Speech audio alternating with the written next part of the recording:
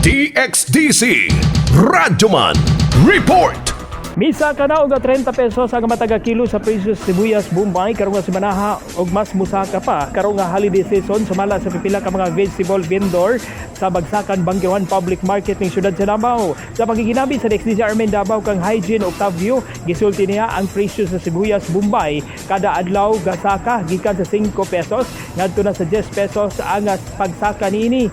Gidugang ni Octavio ni saka ang presyo sa sibuyas Bombay tungod ni hitsap ang supply niini hinungdan sa pagsaka sa presyo.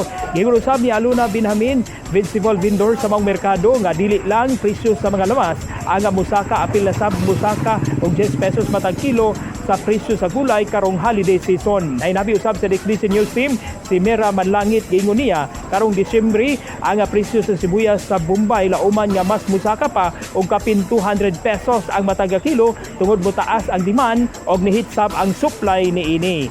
Gani atong gi-update ang presyo sa Bombay gikan sa 140 karon na sa 150 pesos per kilo samtang ang Bombay nga puti gikan sa 80 karon na sa 85 pesos matag kilo samtang ang atsal 50 pesos per kilo, ang sili 150 pesos per kilo, ang kulikot 70 pesos per kilo, ang luya 70 pesos aga matag kilo. Mako na atong update live gikan sa Bagsakan Bangkiwan ning syudad sa Davao kasama mo sa balita ug serbisyo publiko Radyo Mandon Pulayaw Tatak RMN. Tatak RMN.